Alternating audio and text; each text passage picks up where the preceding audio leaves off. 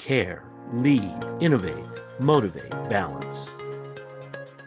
These 5 tenets reveal ways of creating a more profitable and customer-centric pharmacy. What will you discover when you climb with RMS?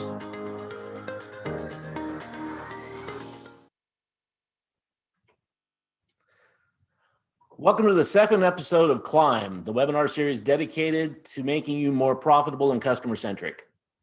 We're so excited to have you back this week to talk more about the tenets of Climb: care, lead, innovate, motivate, and balance. For those of you who don't know me, I'm Brad Jones. I'm the founder and CEO of Retail Management Solutions. And with me today, I have our co-founder and director of sales, Brian Hillman. Good morning, Brian. Hey, good morning, Brad. Hello, everyone. It's great to be back. We had such a wonderful experience last month as we kicked off this webinar series. Hopefully you're able to join us or had a chance to watch the recorded sessions. Yeah, it was 3 hours. Our first one was a big deal, and we did it for 3 hours. The time flew, at least by my standard. We talked about innovation through data with author Patty Mara. We stepped our leadership game with the amazing Terry Norvell. Got motivated to deal with contingency planning with Becky Templeton. And of course, we can't leave out Giovanni Livera, who helped guide us through the entire event, and then shared some points at the end with balance. Yeah. And of course, don't forget Chris Cornelison. Chris helped us explore the concept of care for better customer centricity, increased profits through drug-induced nutrient depletion counseling. Chris will be joining us again today to take us on a deep dive on probiotics and how you can continue to create better outcomes for your patients and grow your profitability. And then later in today's session, Brad, I understand that you'll be giving us a discussion over different perspectives on nutrient depletion counseling. Is that correct? Yeah, absolutely. Today we're announcing a new partnership with TRC Healthcare. It's been a long time in the making. We're really excited about it. They couldn't be here today to join us, but we'll be sharing a video interview that includes me and one of their team members, talking about the benefits of point of service based drug-induced nutrient depletion recommendations and how you can start your own program with or without a POS. Yeah, okay, great. And then last but not least, we're pleased to be able to bring you one more really valuable session, which is open enrollment. With the deadline for open enrollment right around the corner, this is such an important session for pharmacies to take action on. And then later on, we'll have a panel discussion to cover this topic as well. Okay, that's a lot of information to cover. We have such a short amount of time today, so let's get this show underway. If you saw his first segment in October, you know that there's nobody quite like Chris Cornelison. We're so excited to have Chris back with us today to talk about probiotics. And during his presentation, if you have any questions for Chris, make sure to send them over to our moderators because we'll have some time after his session for questions. Okay, without further ado, welcome Chris Cornelison.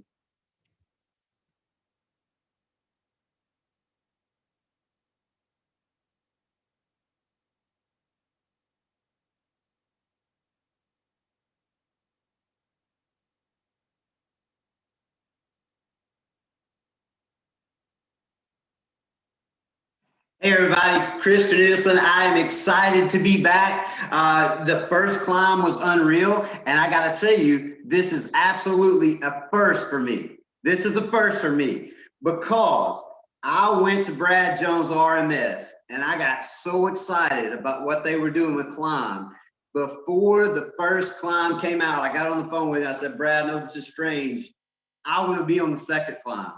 You got me so pumped up, and I knew we could make such a difference with drug nutrient depletion. And I asked if we could do probiotics because I knew with those two markets, we could offer $25,000 gross profit opportunity for patients. And then what really gets me excited is I share my screen here.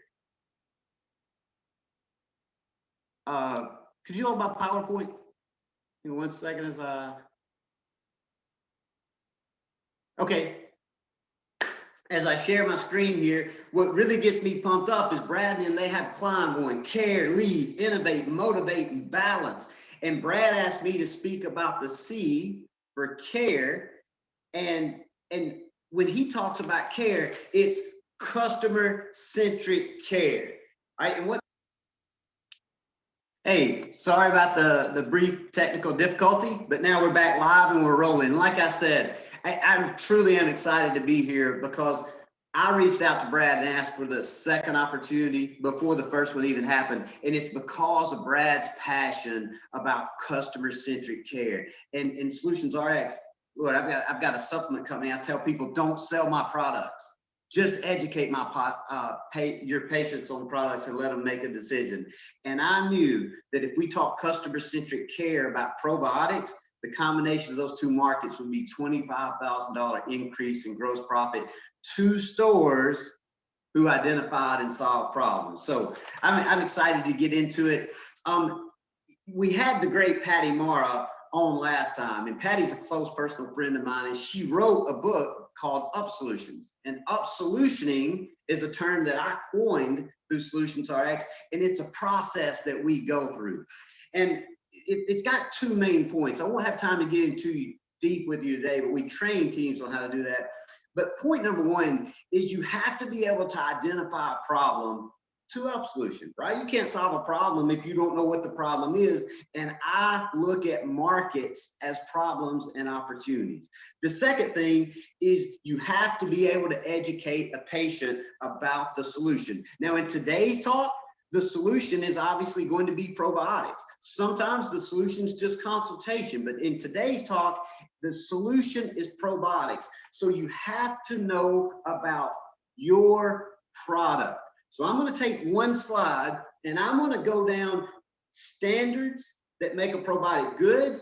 I'm going to walk you through our product. And I also want to say this, if you're using another product or another company, no worries, okay? I think there's plenty of market out there for all of us. My company's in multiple markets. If you don't use us for probiotics, maybe you'll come around and use us for a different market. But I'm going to take you through the standards. I'm going to tell you why it's just the way it is. And I call this creating command and confidence in your product.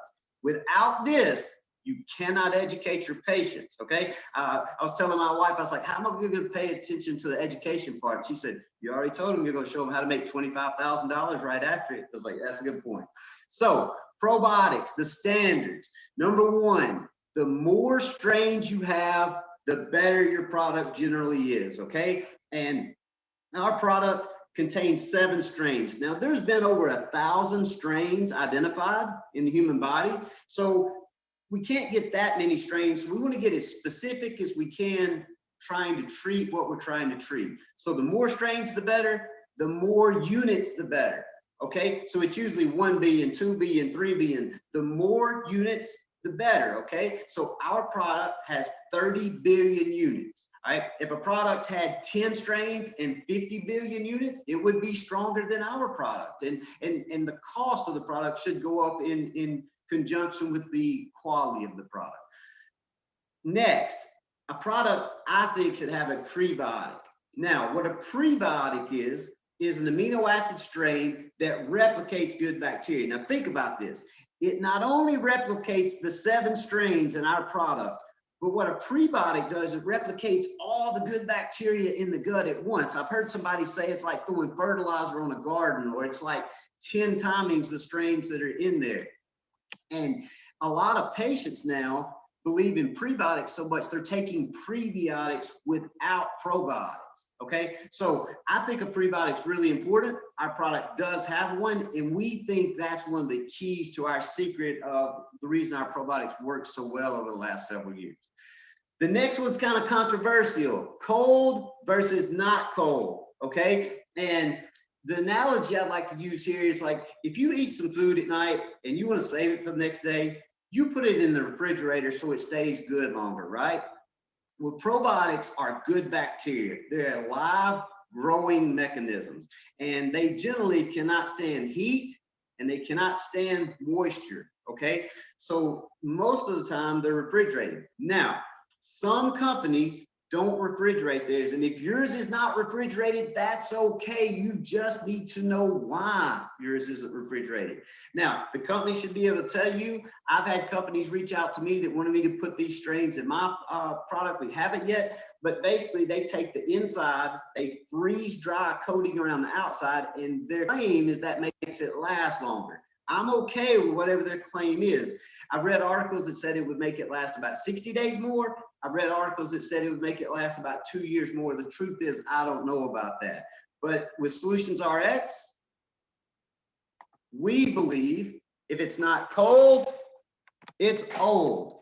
And we send you this cooler out with our product every time so that you get a little marketing, you get our logo, and patients get used to going and pulling it out of the refrigerator. It's a good marketing point. It lets people know that ours is refrigerated. And in Solutions RX, we always keep our products frozen until we ship it out to you. So our product is obviously cold, and we believe if it's not cold, it's old, because you don't know how many days it sat in their warehouse before it got to you. Our product will also last for about 30 days on regular shelf life. So we want that 30 days to be in the patient's hand, not in our hand. Last but not least, which strains can be important? Our 7 strains are 3 lacto and 4 lacto and 3 bifido. That's because we want to get the top and lower part of the intestine. We believe that's important. We used to be 3 and 3. We just added a new lactobacillus GG that we think is really good for offsetting antibiotic diarrhea side effects. Our probiotic is geared for upset tummy, to offset prescription side effects and diarrhea. So you want to know about your product and what it's geared for. And I believe this is last and least, but our price point is $23.99. You do need to know your price point, but it's not the most important thing to be able to educate your patient.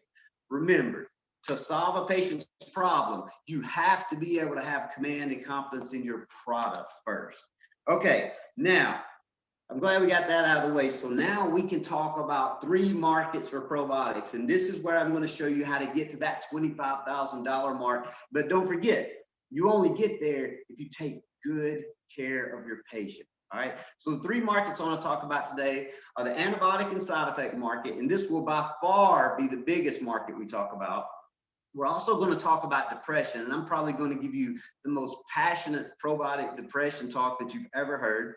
And then we're going to talk about diarrhea in general at the bottom, because I think that could be a big market as well. All right. So when I say markets, I really hear patient problems, because when I see problems, that is actually what creates the market.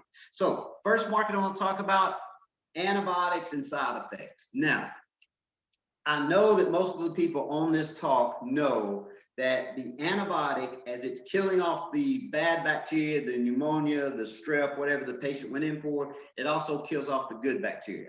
Okay, and 70% of our immune system is actually housed in our gut. Okay, and I want you to understand that you know that, but your patients do not know that. I quoted the great Patty Maron the last time I talked and said, you know, a lot of times the patient doesn't even know the problem that you need to solve. And that's the case here. Just because we know as professionals, they don't. I want you to take a look at this slide. This is how big this market is. 70% of all new prescriptions are antibiotics. Now, I got this from the CDC. I read one report that says 69, one that said 72, so I went in the middle at 70. I think this number is a little high, but the CDC says that 70% of all new prescriptions. Now, that's not repeat blood pressures and things like that. That's all new diagnoses. Now, here, this gives you the reasons to offer probiotics. Now, the first one is diarrhea and yeast infection. Okay? And the most common side effect of most antibiotics is diarrhea. Now, I honestly don't know any antibiotics that don't have diarrhea listed on the side effect profile. I've heard some doctors, some pharmacists say, I don't want to talk to the patient every time about diarrhea. I want to devil's advocate that 100%. I think these common side effects, the patient wants you to talk to them about. The reasons, they went to the doctor to take care of the common cold, strep, pneumonia, whatever, and they want to get back to work, back to taking care of their kids, back to their daily activity. And if you don't educate them that their antibiotic could be causing a side effect of diarrhea, you're adding to the problem. I don't want pneumonia and diarrhea, strep and diarrhea. I want to get well. Okay. Now, in Solutions RX, we train you how and when to talk on every side effect, including yeast infection. And we generally only talk to yeast infection with women. And if you educate a lady on yeast infection and antibiotics, and she chooses not to get the probiotic, when she leaves, if she ever gets a yeast infection, she becomes a patient for life. Okay, for life. So you educate patients, and if they don't make the purchase, you do not worry about it. It's up solutioning. You educate them. If they get diarrhea, if they get yeast infection, they'll be back in to make a purchase. Now, the next category we like to talk about is C. diff. Now, we don't talk to every patient about C. diff. We have training videos and we teach you that we think patient over 60 is at higher risk of C. diff. We think a patient who is immunosuppressed, like maybe HIV positive, is higher risk of C. diff. Maybe they're on a medication that suppresses the immune system, like Humira. Sometimes if they've had multiple antibiotics back to back, we think they're at higher risk of C. diff. And the thing about C. diff, it is rare, but it can be deadly. C. diff can cause death. Early in my career, I lost a few patients to C. diff, so I take it very seriously. The way I look at C. diff is we want to educate everybody and we want to tell them about it. In my pharmacies, I used to tell my team, if we educate a patient on C. diff, they don't take the probiotic and they develop it, we'll continue to fight it, but that's kind of on the patient and it's their healthcare, and that's okay. But I don't ever want a patient to leave one of my pharmacies and not be educated on C. diff and then contract C. diff and it could turn fatal. Okay, that's the approach we took on it. And last, this is my favorite thing about probiotics and antibiotics, is it replenishes the immune system. At Solutions RX on our bag stuff, we like to say it gives the immune system a fresh start. And I actually think this is the biggest deal about probiotics. Now, it's not the one your patient hears the easiest. They hear diarrhea, yeast infection the easiest. But there's a lot of studies that say the immune system 90 days after an antibiotic therapy, 30 to 90 days. And what that leads to, and I want to pull my next slide up, is I truly believe that if you give people probiotics, it will decrease recurrent infection and it will lower hospital readmission. And I want to kind of show you what that looks like. Reinfection is when you when the patient goes, they get an antibiotic, say for pneumonia or urinary tract infection, and it kills off the bacteria and they're well, but the immune system's depleted for 30 days. So now they're extremely susceptible to get another infection and be reinfected. And what's happening, and you see the slot, you'll see a patient with, say, pneumonia, and they get better, and then they get the pneumonia again, and they get a stronger antibiotic or another antibiotic, and they get better, and the immune system's depleted, and then they get sick again. And this cycle goes over and over and over, and this cycle can be another deadly cycle. It actually makes the patient have to take more antibiotics. The antibiotics don't do as well. They have to get higher in doses, and it causes this extremely vicious cycle of recurrent infection. Also, I believe that probiotics for a month after lowers readmittance to the hospital. And I heard a pulmonologist give a great talk one time, and he said that every pneumonia patient that he put on an IV antibiotic, he suggested taking a probiotic for 1 month after, just to replenish the immune system. Now think about that. If 70% of the immune system's in the gut and the immune system's beat down by the antibiotic, it makes all the sense in the world to put that bacteria back so that the patient can be as healthy as possible so they don't have these recurrent infections. And you know, that's why I get excited about Climb, is because that is customer-centric care. To me, when you're really being customer-centric, you're caring for the patient when they don't even know there's a need. When I lay my head down at night, and I think of the Solutions RX customers all around the country that are lowering readmittance to the hospital, you're never going to thank you for that. Nobody ever knows, hey, I didn't go back into the hospital. But I firmly believe that Solutions RX pharmacies around the country are lowering readmittance and decreasing recurrent infection. And I think that is the essence of customer-centric care. Now, enough on that market, and I'm going to show you what the dollars look like at the end of my talk, but let's move on to my next market, which is depression. Now, I am extremely passionate about probiotics, prebiotics, and depression. So passionate about it, I actually wrote a white paper about the topic before the COVID outbreak. I wrote the white paper probably 12 to 18 months before. And basically in my white paper, what I say is that 90% of the serotonin in the body is produced in our gut. 90%, okay? And in the US, when our patients get depressed, what we do is we put them on a class of drugs called the SSRIs, the serotonin reuptake inhibitors. And that's to make serotonin circulate in our mind better.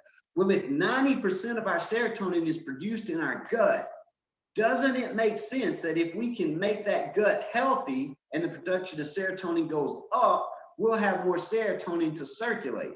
You know, they call serotonin the feel-good hormone, the mood-stimulating hormone. And that's why it helps so much with depression. And I thought what I would do is just read my conclusion of my white paper. I'm not going to read my whole white paper, but my conclusion said, when a patient is diagnosed by a physician with depression and placed on antidepressant therapy, it would be a reasonable rationale to also place a patient on a probiotic prebiotic combination to treat the gut as well as the brain.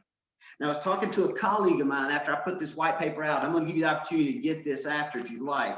But I was talking to a colleague of mine, and he said, well, don't you think it's a little radical to just add probiotics to somebody who's taken an SSRI for depression? And I was like, so we had a great conversation. And in Europe, they actually do fecal transplants. That's where they take somebody else's feces, yes, their poop, and they implant it into another person's gut because they believe the bacteria growth will help depression. Now, in Europe, they treat the gut up. In the US, we treat the head down. And I like both rationales of therapy, but in the US, we don't put enough attention to the gut. And I think probiotics could give the gut the area to produce more serotonin and then lowering depression. Also, the reason I'm so passionate about depression right now is we have this thing going around called COVID-19. I think we've all heard about it lately. The thing about COVID-19 is there's a study, it's very easy to Google, and it says this: 1 in 5 patients who are contracting COVID-19 are developing mental illness. Now, COVID-19 itself does not cause mental illness. So what is going on there? All right, this is what's going on there. There's a doctor, Dr. Maslow, and in the 40s, he had a thing called Maslow's hierarchy of needs, okay? And he created a pyramid, and it's things the human species needs to survive. On the bottom of it's food, water, nutrition. The next rank up is shelter and warmth. The third thing on Maslow's pyramid is a need for belonging and relations. Our species needs to be around each other. And in COVID-19, one of the treatments is we're quarantining from each other. I'm very scared that we may be going into one of the biggest depression pandemics that we've ever faced, okay? And I want to share my own personal COVID-19 story. A lot of you that are solutions architects, you know, I send a Tuesday tip, and they noticed my health going down, which was interesting to me because I didn't feel that bad. But my family caught COVID-19. My wife, daughter, and son had COVID, and I did not.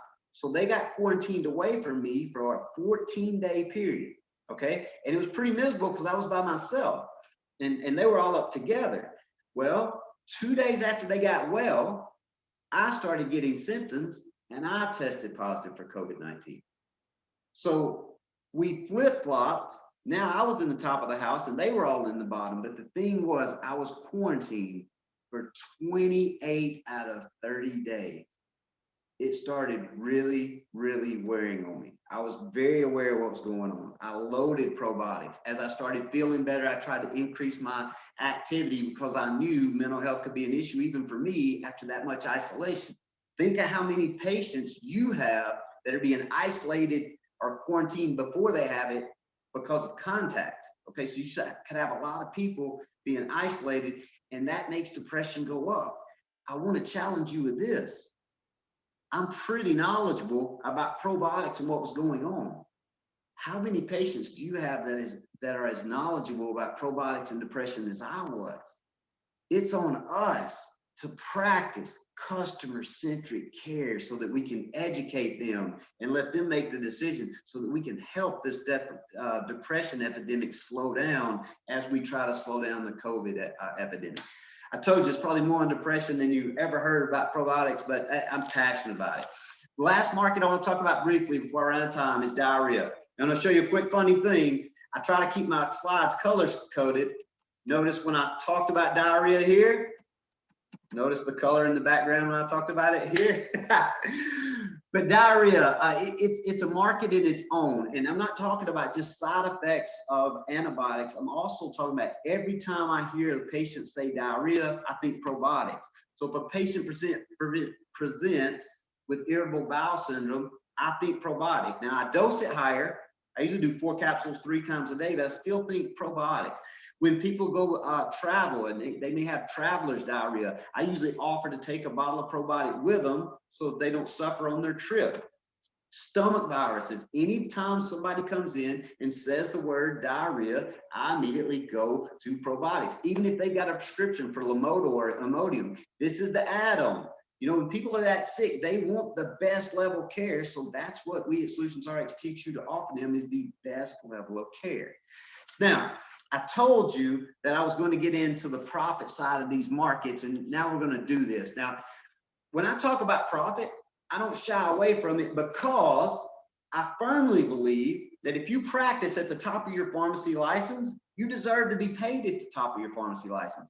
I just told you, I believe that readmittance to hospitals goes down if you replenish the body with a probiotic for 30 days after an antibiotic. Lowering readmittance rate lowers healthcare costs. It saves hospitals money. It saves patients money, and it makes that patient healthier. That's what it's all about, is making that patient healthier. But let's look at the opportunity here. I took a store filling 100 prescriptions, all right, in a 5-day work week. And the CDC said 70 of those would be new. So I went down to 60 because I like to be conservative. But if you had 60 opportunities in an average store and you offered it, you educated it, you had a really good trained way to educate them, and you only made 5 sales a day, that means what, 55 times a day? They said, no, I really don't want it. You'd make an $11.50 margin with our products. That would be times 25 days, times 12 months. You'd make $17,250 of gross profit a year with less than 10% of your business executing. Less than 10%. Now, this is just the antibiotic market. If you actually added on some diarrhea sales when you heard diarrhea, and if you got passionate about depression, who knows, you might run this up to 18,000 or more. Now, I want to show you a little slide from the first climb I did. I'm sure Brad and RMS would make this available to you. But in my first climb, I did drug nutrient depletion. I showed you that if you weren't that good at it and you executed 10% of your own market, you could increase your bottom line by $12,000. And today I showed you a market that if you, again, only got 10% of the market walking in your door, you would make an extra $18,000, and together that would be a $30,000 increase in gross profit in just 2 markets. All right, now I'm going to be honest with you, people. Solutions RX, we're in 46 states, we're in 550 stores. I've got a lot of stores doing half of this, and they're very happy, and they're doing very good customer care. I've also got a lot of stores that are doing exactly what's on this slide in these 2 markets, and they're probably a little happier, and they're offering great care. And I've also got stores around the country who have been doing this for a while, and they're really good at it, and they're executing 20, 30, 40% of the market that they have access to, and they're making 2-3 times the dollar value on these slides in just these 2 markets. I think that's a pretty wow factor moment. Now, again, if you want my white paper on depression, hit me up at www.solutionsrx.com, or my personal email is chris@solutionsrx.com. I'd be glad to send you that. I'm really, really thankful for RMS and Climb and what they do. You know, at Solutions RX, I look at it as we try to meet a store where they're at and help them get better. You know, if you're not doing anything in these areas, we want to get you started. If you're doing great, we want to help you get better. We want to educate you more. And the Climb process, you know, the care, leadership, innovate, motivate, balance, you know, they want to keep you going up. That's why it's such an honor to work with Brad and RMS on these things. We want to lift stores up. They want to climb people up. And I just look forward to working with them in the future. Again, I'm Chris Cornelison with Solutions RX. We'd love for you to reach out. Even if you're not using our product, please at least go by our website and check us out. We're in 15 other markets. We'd love to help you in other areas too. Hey, Chris Cornelison, if you've been around me much, you know I always close out with this. I believe we should all be solving our patients' problems. Thank you. With NutriButler by RMS, serve your patient's health on a silver platter. Help improve patient outcomes, integrate therapy recommendations, increase your supplement sales, and create happy, healthy, loyal customers.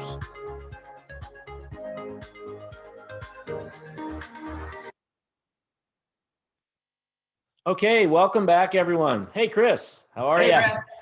Hey, how are you? Hey, thanks for that great presentation. I'm passionate about this too. I think the whole, our mission statement at RMS is making our customers, our clients, the most profitable and customer-centric in the industry. Patient care, customer centricity, it's incredibly important. And what you were talking about at the end, that additional, you're helping the patient and you're hitting your bottom line.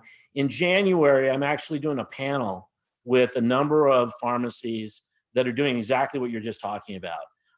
We have a bunch of them that have really made a huge difference in their patients' lives, as well as really boost their bottom line. So, I mean, to me, it's one of the lowest hanging fruit out there for pharmacies to really do two things, great things: help their patients and improve their bottom line. So, we have time. We have a couple of questions, but we're running just a little behind. So I'm gonna ask the first question we saw here, and maybe we'll have some time at the end as well that we can finish up some more questions. But one question is, can a patient take yogurt and get probiotics? Yeah, a lot of times doctors will tell patients to, just grab a cup of yogurt. It's got good bacteria in it. But usually the problem with yogurts, it's only got 1 or 2 strains. It's fermented out a lot of times, and it doesn't have very many units of good bacteria. So we got a video, and we say, you probably have to take 10 cups of yogurt to equal 1 capsule. So yogurt will never get you to the therapeutic levels you need. So you can eat yogurt with it, but it won't get the therapeutic results. Okay, great. Well, we have a couple more questions. For everybody, we are going to have kind of the after party. Right after today. Chris is going to stick around. Our panel is going to stick around. Brian Hillman is going to join us. We're going to have a time for some questions. So please stick around. Keep the questions coming in the question and answer on your webinar screen, and we'll get to those afterwards. Okay, so one of the amazing things about helping patients manage drug-induced nutrient depletion and probiotics and so forth is there's so many ways that you can create your own program. And often we see that pharmacies are interested in doing it. I'm sure you've seen this, Chris. They just can't find the momentum, or they don't know how to get the program going. That's one of the reasons we keep bringing you back, is that you talk about that, get people excited about it. And so we're trying to give them that motivation. And I think your educational approach really helps with that. For the past several months, we've been working with, and you're aware of this, you and I have talked about this. We've been working with TRC Healthcare to bring supplement recommendations to the point of service system.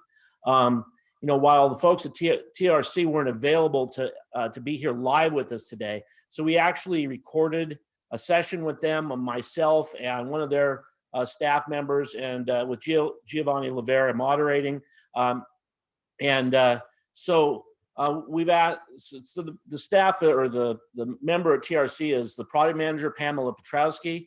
Pam worked in community pharmacy and pharmacy leadership, and she also launched her own pharmacy consulting firm focusing on clinical service programs, virtual training development, and leadership.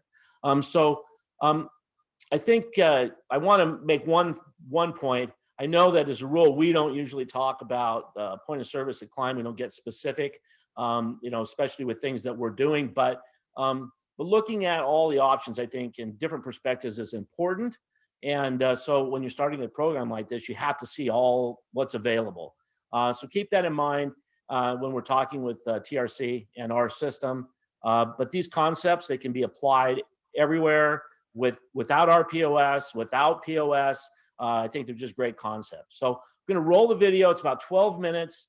And then we're going to come back, and I'm going to talk about charitable giving, changing the topic completely. So thanks again, Chris. Thank you. Well, here we are on this interview on Climb. Is very exciting. It's all about nutrient depletion and point of service. And here I have Pam Petrowski. Did I say that right? Yes, you did. Oh my gosh, I love it. And our very own Brad Jones with RMS, Pam with TRC. Pam, why don't you tell us a little bit about yourself? So my name is Pam Petrowski, and I'm a product manager for TRC. And we, as you know, TRC launched in 1985 with Pharmacist Letter, and now we just grew to have a wide range of offerings that basically provide unbiased, content-focused decision support resources that really focus around medication therapy advice, natural medicine resources and tools, sterile compounding, technician training, a whole host of different resources for those pharmacy teams and physician teams. On a personal note, I am also a pharmacist. I've practiced for many years, mainly within the community sector, and originally from Baltimore, DC area, and have grown west and have now landed in the South Texas, Corpus Christi area. All right. Very good. Very good. Well, great to meet you, Pam, and our very own Brad Jones. So Brad, give us the scoop, Brad. Give us some insight here today. Tell us a little bit about yourself. Hello, Gio. Well, as I hope many of you know, we started RMS 22 years ago, and in our focus, our mission statement is to make our clients the most profitable and customer-centric in the industry. So we really focus on helping you do that, and helping you improve patient outcomes. So when TRC Health and we got together to create an interface for their database into our POS system, it was just a match made in heaven. Well, talking about being patient-centric, this partnership is wonderful for all of that. And so why is nutrient depletion important for pharmacies? I think there's a couple of reasons why this area is so important to pharmacies. First, patients don't normally consider nutrient depletion risks when taking their medications or undergoing treatment. So they're thinking more about those big bucket side effects. So what interactions am I going to have? If I'm going to have stomach upset, do I need to look out for some food interactions, things like that? And some of these nutrient depletion interactions aren't even called out on patient counseling support systems. So, when you think about some of those big examples, like patients that come in and they're taking metformin, we may want to recommend a B complex, or if they're taking PPIs, may recommend a B complex, or, if they're taking estrogen, thinking about adding magnesium or folic acid supplements to their diet. So it just really allows pharmacists to identify those missed opportunities and to really help that patient avoid those side effects before they happen, and to keep that sale, that supplement. So rather than losing it to another retailer later. So it's all about patient outcomes and keeping their patients healthy. So it sounds like it's real important to pharmacies. Absolutely. Right? It really is. And when the healthcare system moved towards this whole patient outcomes concern, and that goes all the way down into pharmacy.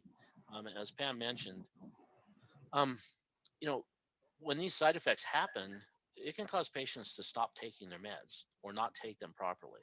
And fixing the side effect can have all the difference in the world. So not only do you improve the patient outcome and you make that patient a patient for life because you've served them and they trust you, you also boost your bottom line. So you're helping them, and as a side benefit of that, you increase your profits.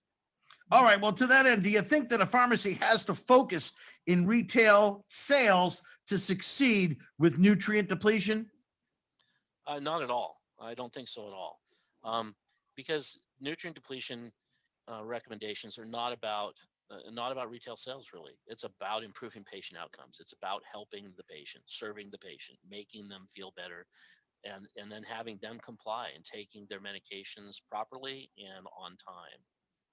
And like I mentioned, the benefit of that is also increased your bottom line, but you don't have to be focused on retail sales. Mm-hmm. Mm-hmm. No, absolutely. I mean, Brad, to your point, while we normally think about nutrient and supplement sales as a community pharmacy exercise, because we can it's easy for them. The pharmacist can take them to the product and put it in their hands while explaining the benefit and just making sure that that patient has it before they leave. but really in all areas of pharmacy, they can succeed in nutrient depletion education through that team. It's about that team collaboration with other healthcare providers, with that patient's healthcare team. So whether it's during the patient's discharge process or through that transitions of care, or even just talking to that patient's primary care physician or the caregiver and let them know what that patient may need and what some of the risks are, and to make sure that we are, as a team, ensuring that that patient gets the best possible care and treatment that they need. So it just, when you think about it, it just allows all pharmacists to be leaders in those discussions. And I think our product can really assist with that. Now, you talked about teamwork and collaboration, and the two of you have come together. RMS is the first company that TRC has interfaced with. What drew your two companies together? Brad, I'll shoot that question to you first. Well, we were searching for a company that had an independent database, that wasn't owned by a manufacturer of these products. Because I think that's important. It gives credence. It gives to this being, science-based, and that's really what I was looking for. So I found them at a conference, and then I considered it to be a match made in heaven. And we got together and started talking. Mm-hmm. Yeah, I mean, TRC has several relationships with other companies to provide these types of integrated solutions, but this is truly the first POS solution that TRC has been able to partner with. So it's super exciting for us as well. The conversation started because TRC has the ability to be able to provide a broad spectrum of inventory connections, because chances are that RMS client has that particular product that we have in our system, what that client has on their shelf. So it just brings that confidence to the information or to the products that they're providing to their patients. I mean, we have a full range of coverage. I mean, our database approximately covers about 93,000 different labels, and we house about 1,500 monographs for natural medicine products within our database. Goodness.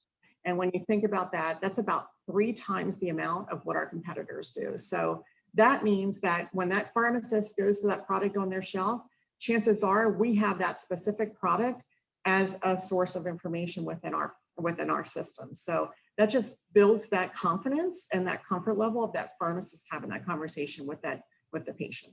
Having that data right at the point of service is just awesome, absolutely awesome. So what do you think some of the advantages of integrated point of service nutrient depletion program are? I can feel a bunch of these advantages, but go ahead and why don't you tell our viewers some of the advantages? Yeah, I think it's just the seamlessness of the process. When you have an integrated system, you can provide that immediate identification of those patients that may be at risk, and during that same visit, have that pharmacist educate and assist that patient in obtaining all the medications and supplements that they need to treat their condition and to minimize those side effects, which is fantastic. So, when you think about, as you minimize those side effects, if they're not having really bad interactions or bad side effects because they're missing that nutrient, they're going to be better adherent to their medications, which is going to allow them to be successful in their treatment. And it's going to result in, again, there's optimal patient outcomes, which patient's happy, pharmacist is happy, they're confident. It's a total healthcare win. Yeah, and when that prescription gets filled, if you're just getting this information from your pharmacy system, that prescription might have been filled 5 days ago. The pharmacist that filled it may not be even in the pharmacy. So having that information at your fingertips right there at the point of service is just huge. Awesome advantage. And me as a patient, well, I'm going to be happier, right? You're taking good care of me and your community. I love it. All right. So how would you recommend a pharmacy get started with natural medicines and nutrient depletion program if they don't already have one today? They have to start. They have to make that commitment, make that leap into doing this, understanding that their attitude, their approach has to be, I'm doing this to improve my customers' health, to improve the outcome of what they're doing. I'm trying to help them. As I mentioned before, yes, it's going to have the side effect or the advantage of increasing the bottom line, but that's not how you go into this. You go into this knowing that you're helping the patient. And then you have to give your staff training. So that, I think that's the leap. That's where you have to take the leap. Yeah. Yep. I would totally agree. It's about providing that pharmacist with an unbiased source of information that they can rely on to confidently provide that information. And when they have that comfort level, then they're more willing to jump in. So then they're going to go for it. They're going to go and have that conversation. And I think that's the beauty of the TRC and the retail management solutions relationship. It just allows them to be able to begin that journey with confidence, to be able to help identify that natural medicine and supplement opportunity with their patients and conveying that information to the patient in an effective way and in an impactful way. Natural medicines and supplements, we know, are growing in popularity every year, and pharmacists are the most accessible and reliable resource for that medical information within the community. So now we're putting it in their hands. We're putting it right there front and center. So it allows them to use that in their holistic view of that patient's profile to kind of put that missing piece of the puzzle in the patient profile and making sure that patient is taken care of. Well, there you have it, folks. Nutrient depletion and point of service. And Brad says, get started. Listen, healthcare. Care is your last name, okay? This is definitely evidence that you care by putting together a nutrient depletion point of service program in your pharmacy. Brad, Pam, what a joy. Great to be with you both. Thanks, Gio. Thank you so much. Thanks, Pam. Thanks. Bye, everyone. Okay, welcome back. I'm live. So I hope you enjoyed that video. I'm going to change tracks a little bit. So the first tenet of climb is care. And that's something you do every single day for your patients. And it's something you do for your communities. So for the next few minutes, I'd like to talk about one of the ways that you care for your communities, and that's through giving to charity. In fact, according to recent studies, 75% of small businesses give charities that impact their local communities.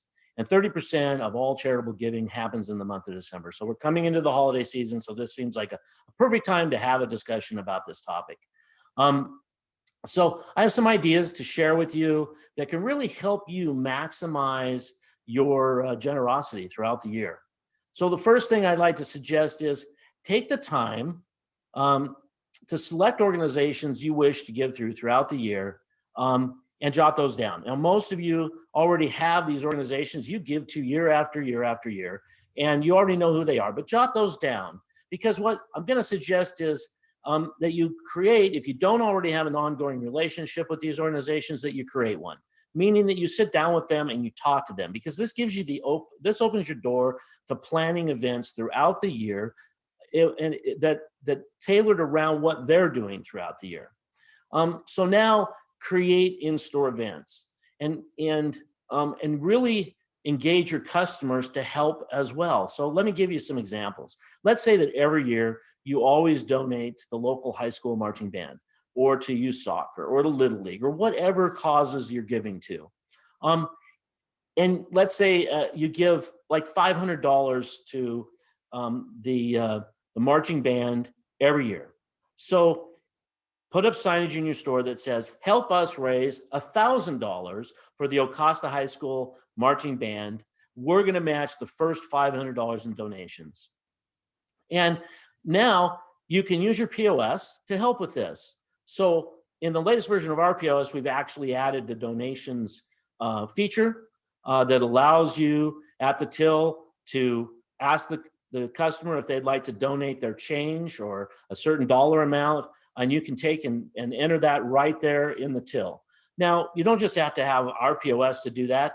Before we had that feature, we just suggested to people that you create a donation item in your POS system, and then at the register, you sell that donation item. It's really about the ask. No matter what your software is capable of doing, it's about teaching your clerks, your staff to ask, and it's about signage and promotion. So take that opportunity. And I've heard, one of the things that one of our stores does is they actually have a competition. So they, at the end of the donation period, they tally up what each of their employees was able to raise by the ask, and they just give them a little prize. So that's another idea, something you can do. Now, another thing that you could possibly do is if you have a customer loyalty program with loyalty points, you can ask people if they would be willing to donate their loyalty points to a cause. So maybe you donate to the Boys and Girls Club. And so you create a promotional event in your store where you're raising points for the Boys and Girls Club. And at the till, you ask if they'd like to donate points. And our solution has an ability to do that. But once again, even if you're not using our POS, it's something that you can consider doing. Another thing that happens throughout the year is clearance sales. So one way, when maybe at the end of the holiday season, you have seasonal merchandise you need to clear. One thing you could do is just simply donate the merchandise to Habitat for Humanity or Goodwill or the local food bank if it supplies. But another thing is that you could say that all proceeds or 50% of proceeds or 25% of proceeds from this clearance table goes to a certain charity. Things like that. Donations, another thing you could do is donations based on item sales. So let's say that you're a big full front end pharmacy, you have school supplies, back to school season arrives, you could have a promotion that says, we donate 5% of all school supplies sold in the month of September or month of August to such and such elementary school or whatever you choose. We've been talking a lot about drug-induced nutrient depletion programs. If you're getting started with that program, maybe you could start a promotion there that says in the month of January, we're going to donate 5% of all proceeds from vitamin and supplement sales to a certain charity. So those are just some ideas on ways that you can use your POS to do charitable contributions. Now, there's one more way to help in charities, and because a lot of charities need volunteers. And one of the things we do here at RMS is we encourage our employees to volunteer, and we encourage that by offering to pay for their time off to volunteer at a charitable organization. So we give our employees 40 hours of paid time off annually to go work in a charitable organization. You can do something similar. It doesn't have to be 40 hours, 8 hours, whatever you feel comfortable with. And that's where getting that relationship with those local charities really pays great dividends. So those are just some of my thoughts. You can really make this a win-win-win situation for everybody. And I think the sky's the limit here, using your imagination coupled with your drive for care for your patients, your employees, and your communities. So just a few thoughts. I hope one of those works for you. How do you become a more profitable pharmacy? The RMS Boost training program uses your data, merchandising tips, and best practices to help you achieve your profitability goals. Experience RMS Boost.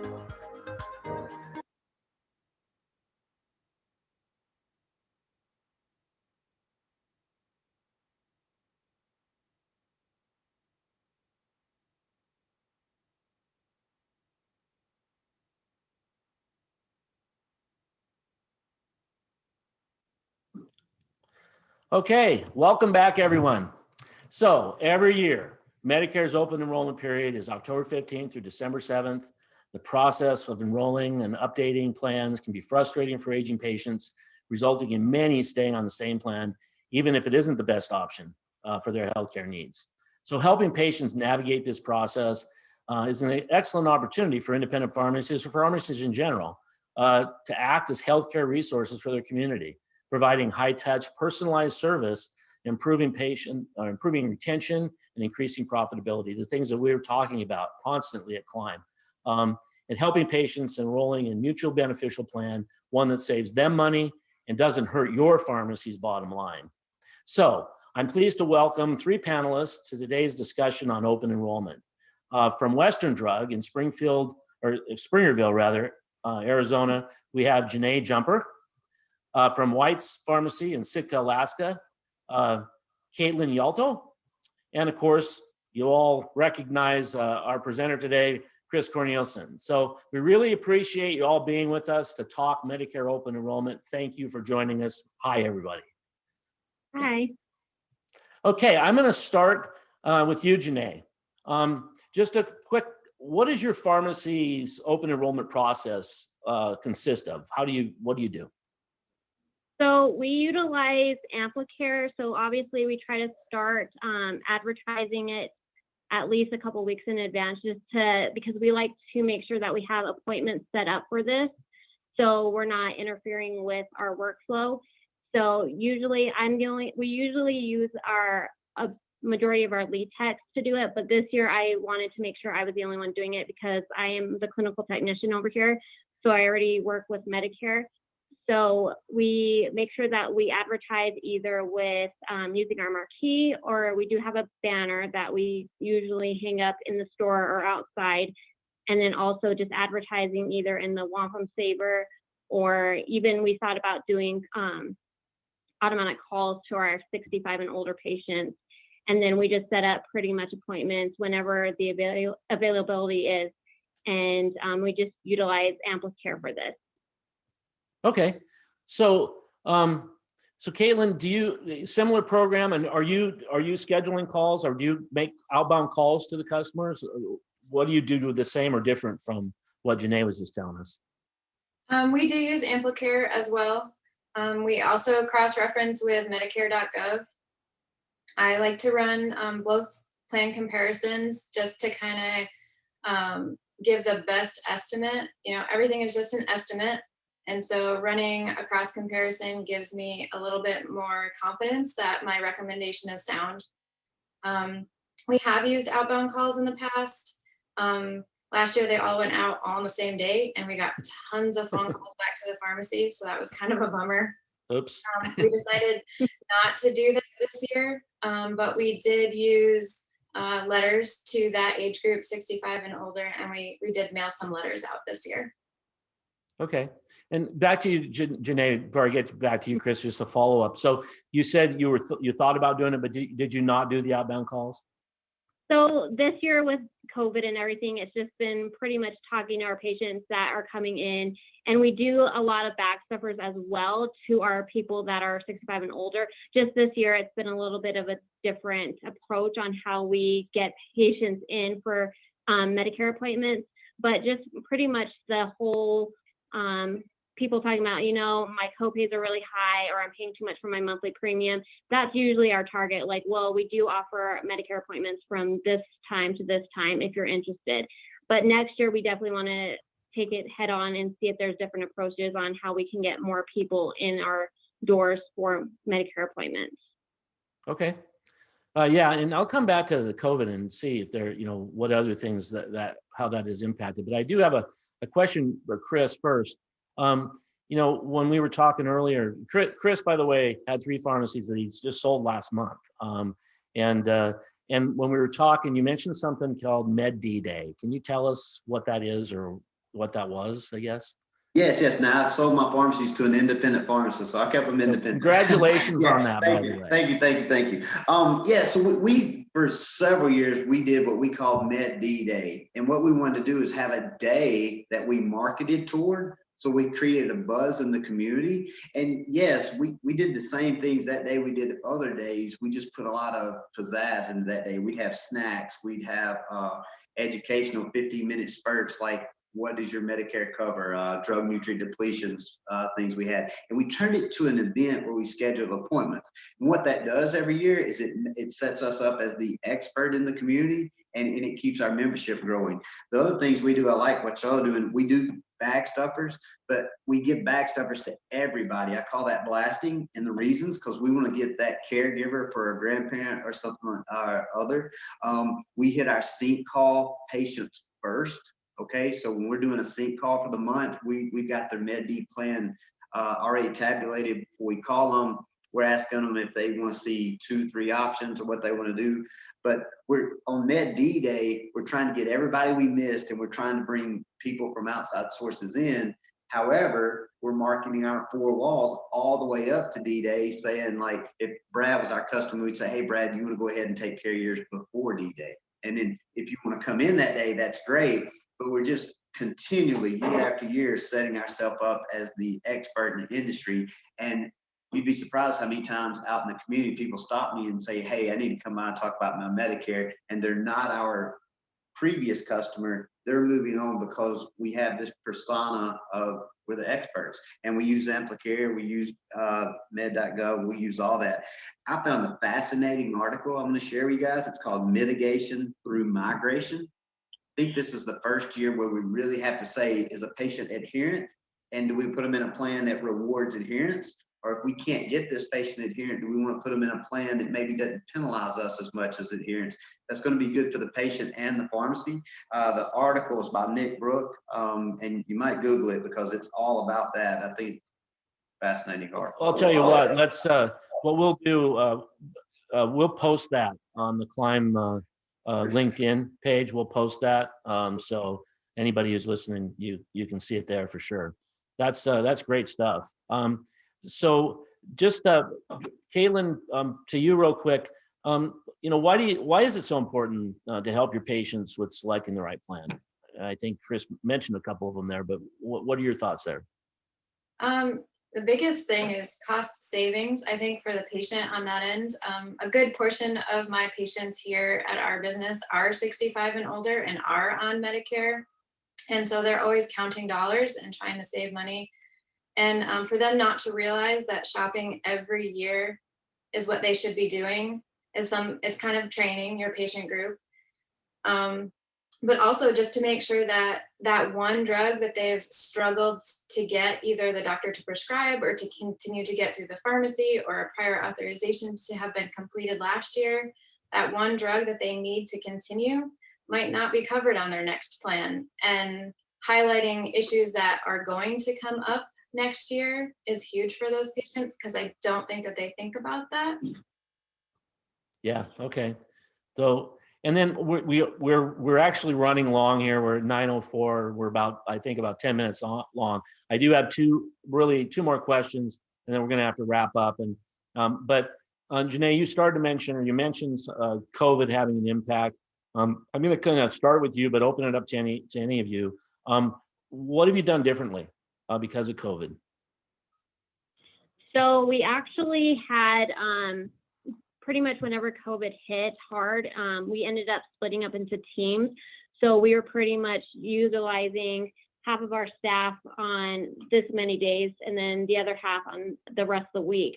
So we pretty much all came back together as a full team in August. So we're just trying to get back into the groove of things because we were just pretty much doing our regular filling, inputting, and verifying medications and filling medications. That's pretty much all that we had time for. And so whenever we came back into teams in August, we were just trying to get back into the groove of things of what we needed to pretty much finish up for the rest of the year. So we didn't really fully advertise that we were doing Medicare appointments again. So for sure next year, we want to make sure that we're putting our name out there that we do offer this versus patients going to or getting contacted by brokers, because pretty much it's just, we do this for our community. We don't get anything out of it. We just want to make sure that our patients are getting taken care of. Okay. Now, are any of you doing it virtually or anything to add there, but is anybody doing any of it virtually?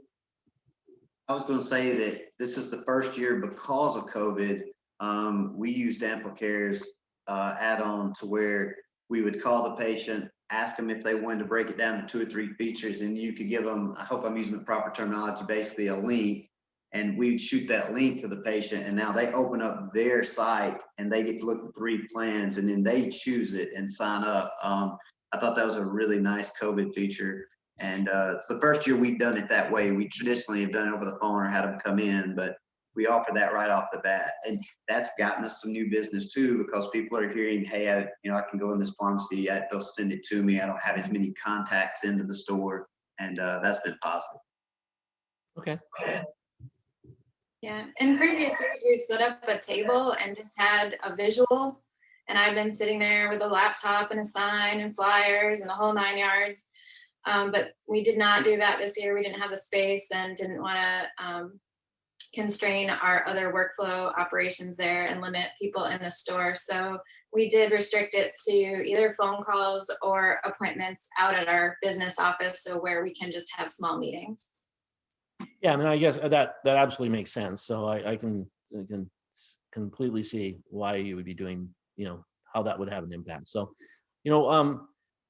I as I was preparing for this, I came across an interesting promotional way of doing this, and I just want to tell you about it and then see what your thoughts are, and then I'm going to be moving on. But what this one pharmacy is doing is they're setting up a flip chart or a whiteboard where they keep a tally of how much money they're saving their patients, and so after each sit down, after each meeting, they update the tally. So if they are going to save this patient $250 with the premiums and copays over the course of the year, they cross out the last number and add $250 to it, and they have that right where all the patients can see it in the pharmacy. And of course, I don't think this is going to work this year with COVID, but moving forward, and then they said that they get all kinds of questions because they're seeing this, and the patients are asking now, what can you do for me?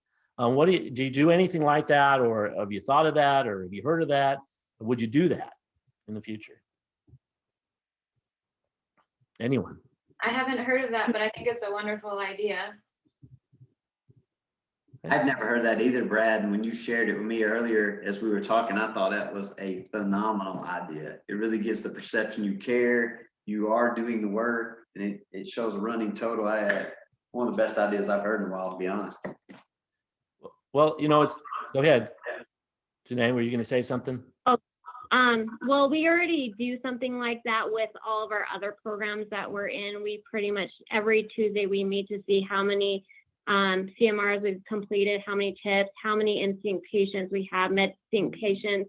And so I think that's something that we can definitely add on to it, either for the remaining of Medicare enrollment or just even for next year, just to see like, hey, how many patients did we actually do Medicare appointments for, and how much are we saving them on this as well? Okay. Well, listen, I appreciate it. We are way over now. I said 10 minutes, we're going to be longer than that. I apologize to everybody who's watching. I hope you can stick around. I think this is such important stuff. And so, again, it helps improve your bottom line, keep your patients compliant. It's an important thing. So we're going to, I'm going to invite the four of you to join us here in about it's probably like 3 minutes.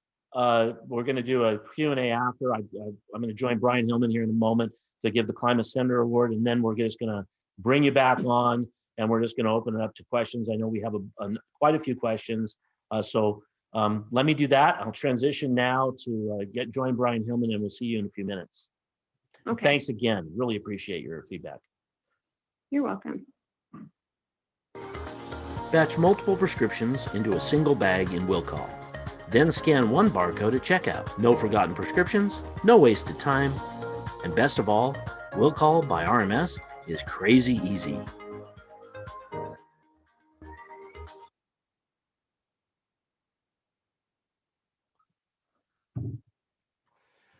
Okay, great. Welcome back, everyone. All of our panelists will be joining us shortly for a live Q&A here in just a moment. So remember, if you have any questions, you can continue to submit them in the chat window there. Before we get to that, we just have a few final items to go over. Our recorded sessions will be posted and shared with you as soon as possible, so keep a lookout for the email coming from Karen Deckard on that. Also, our 1-hour webinar for December will be Thursday, December 10th. You're automatically registered for all of the Climb events following this one, so we hope to see you there. Yeah, please mark your calendars and share the event with everybody. Climb is for everybody. It's not just for our customers. And the more of you that are out there get to benefit from this, we really like having you. So next month, Giovanni Livera is going to join us again. He's going to talk about one of the 12 chimes from his book, To Live 1,000 Years. Now, what is live 1,000 years? It's really about living 1,000 years with a life experience in your short lifetime. I've read the book. Brian's read the book. We give it to all of our employees. We've had classes with Giovanni. He is an exciting guy to listen to, exciting guy to work with, and he's just got great ideas. So he's gonna talk about the 12th chime in his book, resetting, and the perfect time of year. Reset at the end of the year. Get ready for the new year. And we're also going to give away a bunch of his books to those of you that some of you that join us. And then when Gio's done with his presentation, I'm going to talk about year-end things. I'm going to do a presentation on a number of things that you can do in your pharmacy to prepare for year-end and to get yourself started for the new year. So I think we have a really nice lineup for December. Okay. Awesome. Okay, well, it's that time to give out the November Climate Sender Award. Climate Senders are pharmacies or individuals that go above and beyond for their teams, patients, and communities. Last month, Bring Me Drug received the award for their amazing community involvement during the COVID-19 pandemic. You can check out more about Bring Me Drug and see their award video on our website. Plus, we'll have more information about that after the show as well. Every Climate Sender receives an award and a $250 donation made in their name to a local educational program of their choice. November's Climate Sender was nominated by RMS's very only Vice President of Technology, Brian Deckard, for their outstanding commitment to care and support for their community. Well, without further ado, Brad, would you like to do the honors and announce this month's winner? Yeah, absolutely. This month's winner has two pharmacies. It just so happens, we had to put this panel together in the last 24 hours because we had a speaker bow out at the last minute. And one of our presenters today, or one of our panelists, is from that pharmacy. So we're excited and honored to recognize White's and Harry Race Pharmacies in Sitka, Alaska. Trish and Dirk White, Caitlin, who joined us as our panelist. They do amazing things for the community. Of course, you just heard what they do with Medicare or with Medicare Open Enrollment. They're on boards in their local community. They're constantly doing things above and beyond all the time in their communities. And they've also won multiple awards. They've been the AmerisourceBergen Good Neighbor Pharmacy of the Year. And so we just are really excited to take the opportunity to acknowledge everything they do for their communities. And we have a quick video to show honor them, and then we'll come right back with our panel after that, or with all of us after that, to just do quick Q&A. So stay tuned.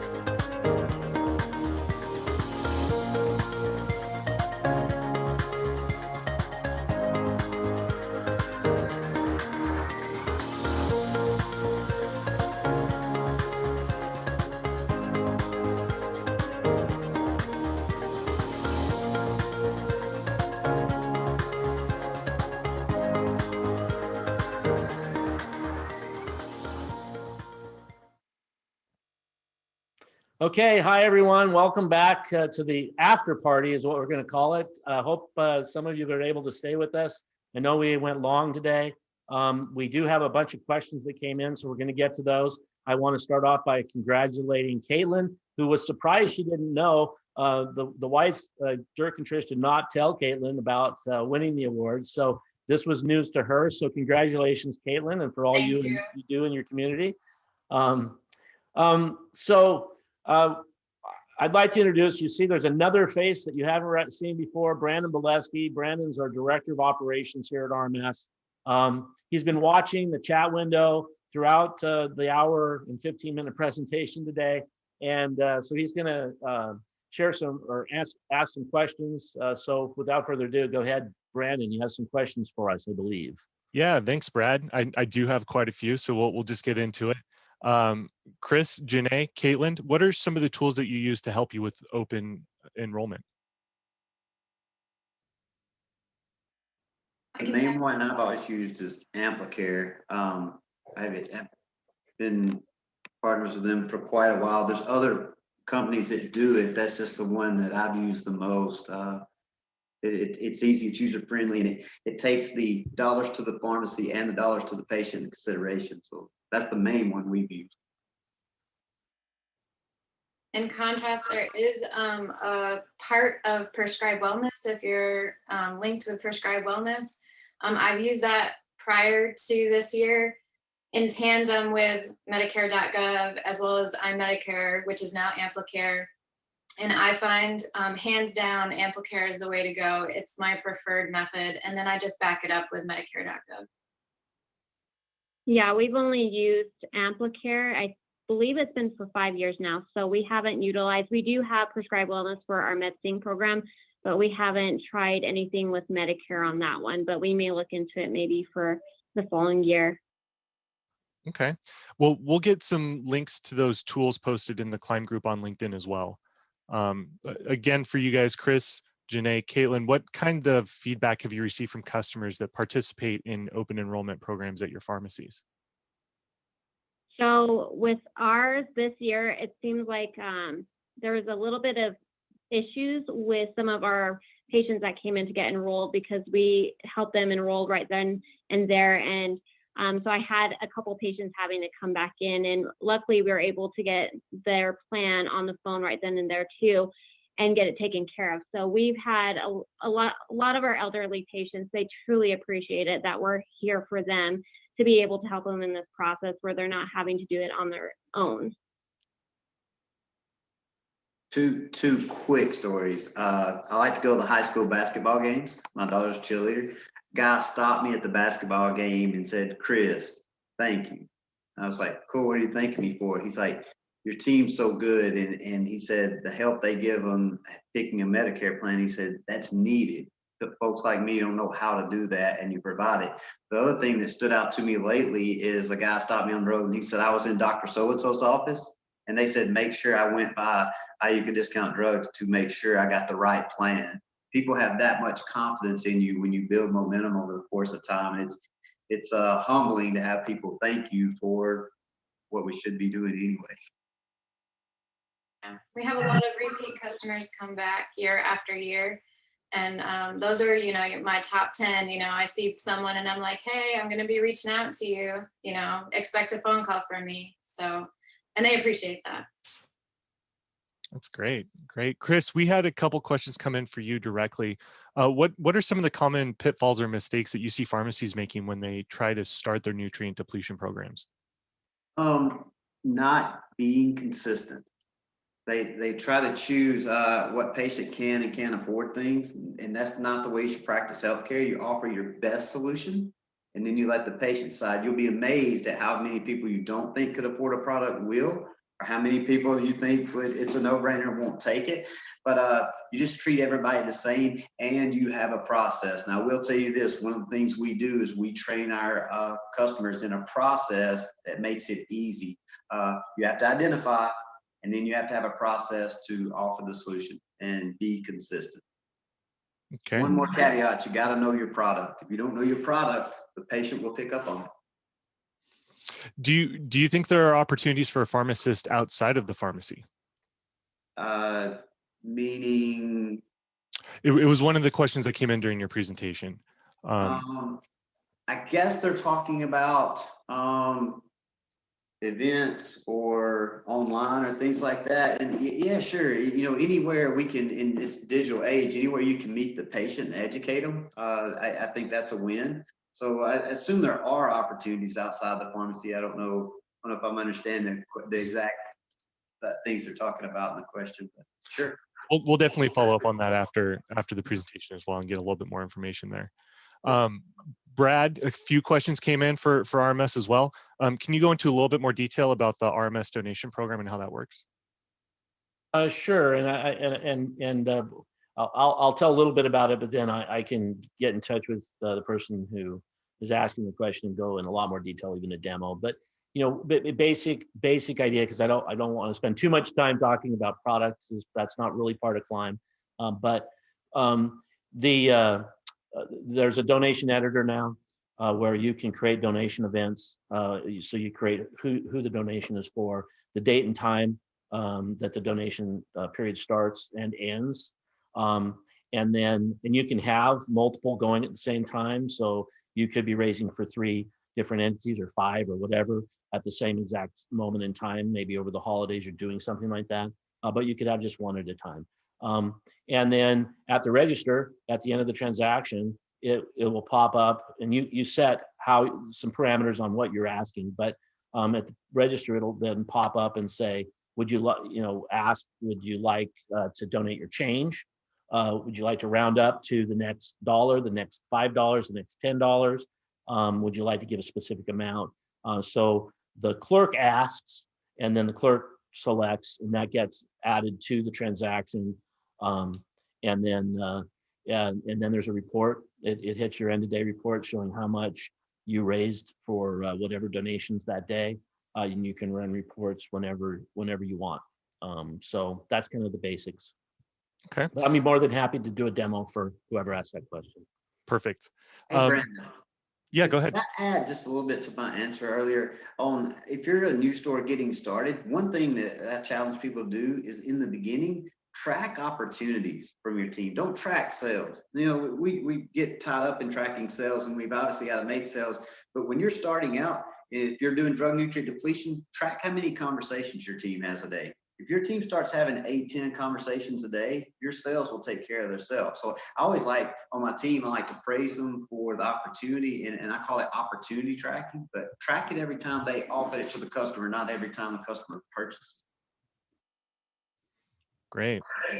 Well, I think that's all the time we have for questions today. So if you'd send in a question and we didn't get to it, we'll be following up with you as soon as possible over the next few days. We hope to see you again December 10th for the last Climb webinar of 2020. As Brad mentioned earlier, Giovanni Lavera will be joining us with a special session on resetting just in time for the new year. We'll also be helping you to get ready for 2021 with some end of the year tips on inventory management, reporting, and a lot more. Lastly, make sure you keep an eye on your email for the November Climb newsletter. That's where you'll find links to recordings from today's sessions, slides from our speakers, and other material to help you keep on climbing. Thanks so much for joining us today, and we'll see you next time. Bye, everyone. Everyone. Bye.